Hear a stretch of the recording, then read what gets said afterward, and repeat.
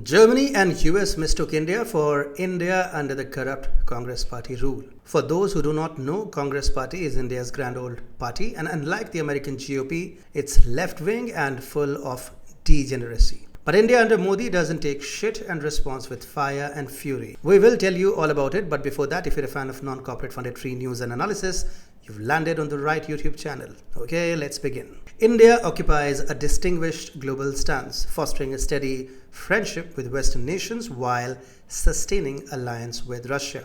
This dynamic geopolitical strategy is exemplified by India's ability to procure vast quantities of oil from Russia alongside welcoming French President Macron as the chief guest at its Republic Day celebrations. Boasting the world's largest population and free market along with the fastest growing major economy, India is underpinned by a notably stable government.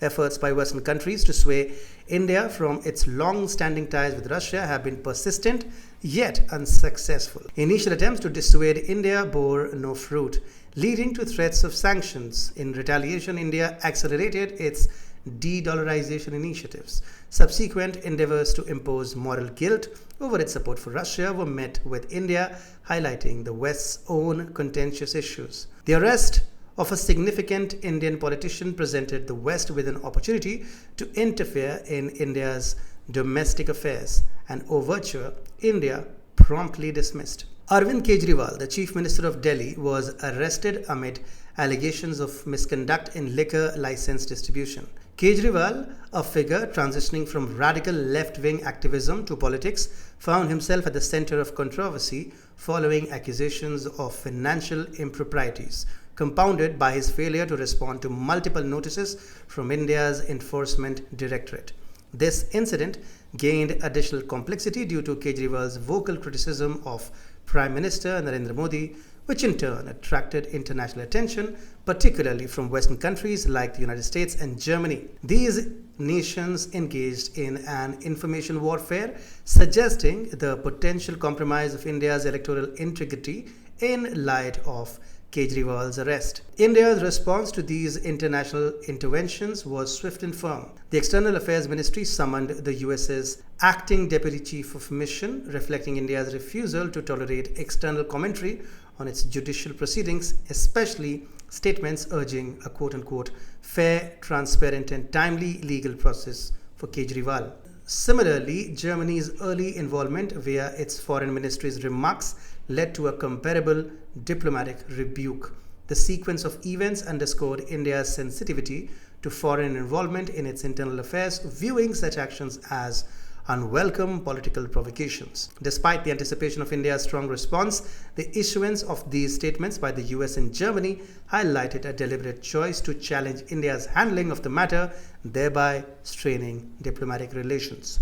The arrest of Arvind Kejriwal, Delhi's chief minister, has catalyzed international discourse, notably involving the United States and Germany, over the integrity of India's internal judicial processes. Assertions by these countries suggesting Kejriwal's trial may lack fairness are perceived within a broader narrative of political maneuvering, particularly in light of India's forthcoming elections. This international scrutiny, however, lacks substantiated claims of political motivation behind Kejriwal's arrest, serving instead as a conduit for these nations to assert influence over India's domestic affairs.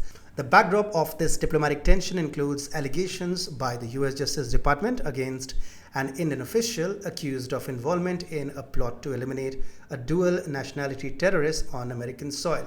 This incident has not only strained Indo-US relations but also prompted responses from other countries. India's stance in this global dialogue is underpinned by its commitment to sovereignty and the integrity of its electoral process. The country's leadership under Prime Minister Narendra Modi navigates a foreign policy that seeks to balance engagement with the liberal globalist West without compromising national autonomy.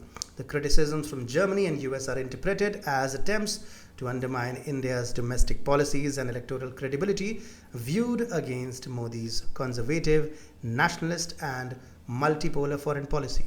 India's response, focusing on diplomatic channels without escalating tensions, signifies its resolve to protect its internal affairs from external influence. The critical perspective adopted by Indian society, including media and think tanks, towards Western intervention underscores a broader expectation for respect of national sovereignty in the global arena. The scenario advocates for a re-evaluation by the West of its approach towards India, emphasizing the importance of mutual respect and non-interference in domestic affairs. Speaking of India, my country might be on its way to solving the Ukraine-Russia crisis. The Ukrainian foreign minister is in India. Want to know more? Watch this video.